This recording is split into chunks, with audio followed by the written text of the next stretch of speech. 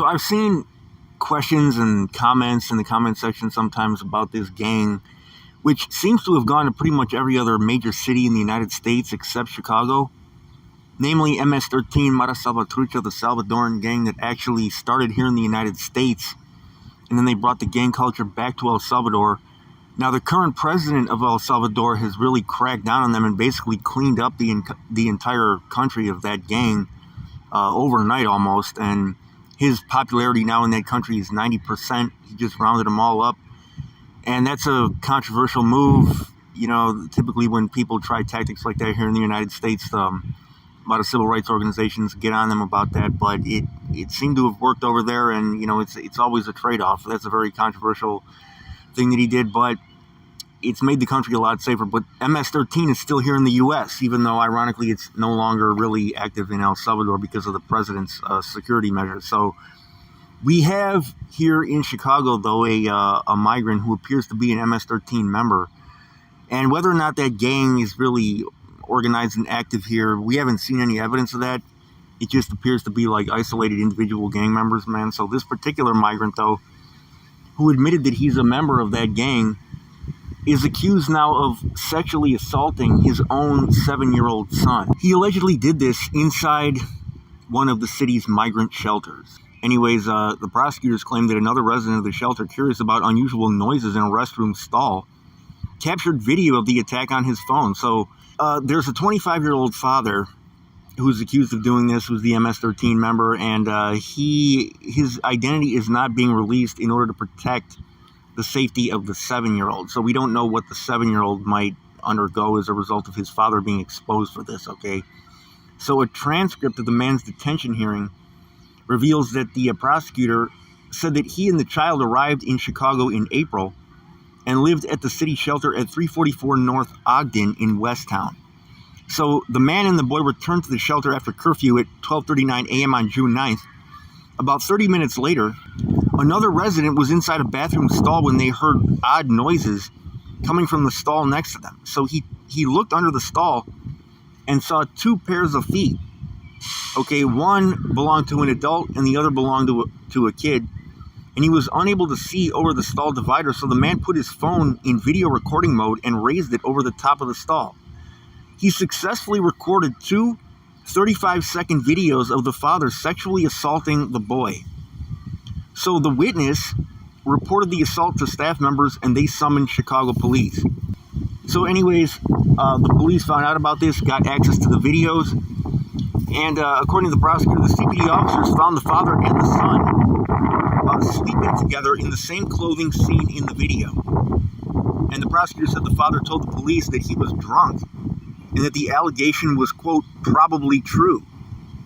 Very interesting. So when shown a frame from the video, he allegedly replied, "Now that I see it, it is true, but I didn't know."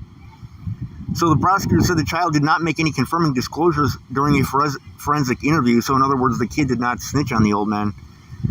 But after the interview ended and the camera was turned off, the boy admitted that the video showed him and his father. So the boy allegedly told officials that he did not tell the truth during the interview because he was scared. So anyways, the assistant public defender tried to discredit the boy's post-interview statement, casting it as unreliable information from an unnamed person. So he said the proof is evident even without that statement, according to the judge. And the judge said, "I cannot imagine a more vulnerable victim than a 7-year-old who was torn away from his home, torn away from his mother and sibling, is brought to Chicago where he knows no one other than his father, may not even speak the language. It's very understandable to me why they would not want to get their father in trouble, knowing that he will now have nowhere to go." And that's very true. You know, there's a lot of migrant-on-migrant crime because it's very easy to get away with, because these migrants are basically, you know, they're operating like within their own closed circle that's not part of the system. This is the same thing that happened with a lot of European immigrants, you know, coming over decades ago, and even some to this day.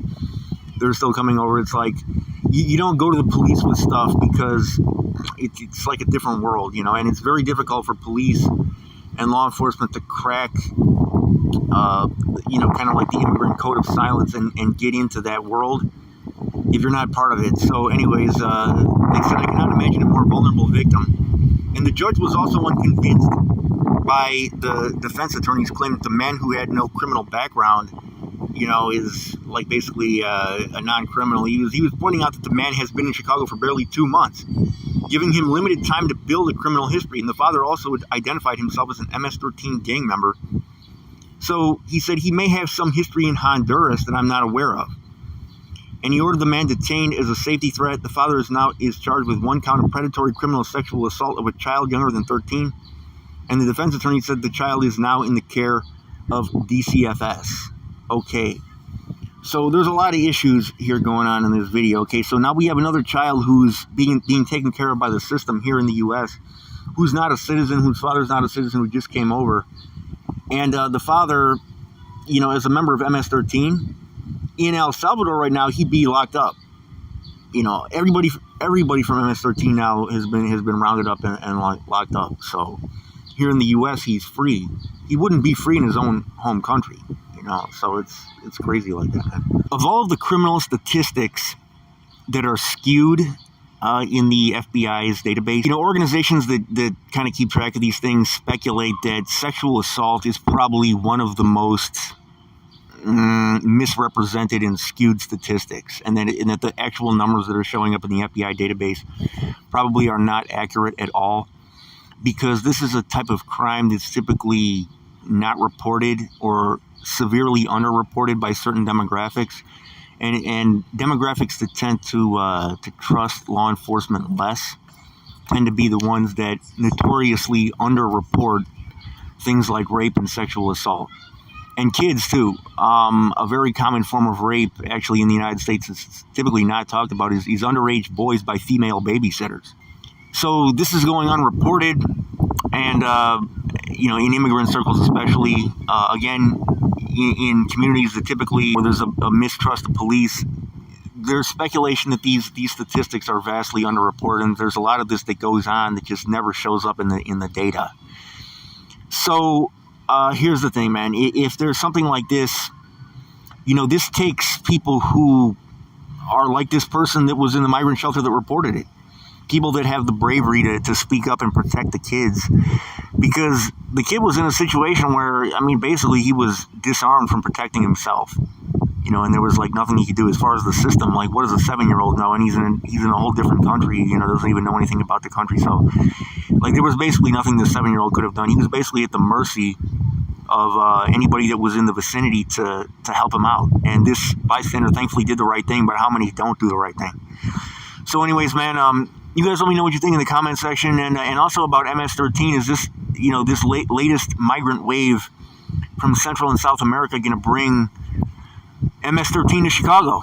And if MS13 comes to Chicago, what would the fallout for that be? Because now anybody that's claiming MS13 that's over there, if you're claiming it over there, you're going to be locked up. So it's, if you're MS13 in El Salvador, it's time to take off. This guy appears to have been Honduran, but that gang has spread everywhere now, man. And that gang, man, they do some crazy stuff, man. So you guys let me know what you think, though, in the comment section. Thankfully, the 7-year-old is okay now. Your boy, Chicago News. I'm out.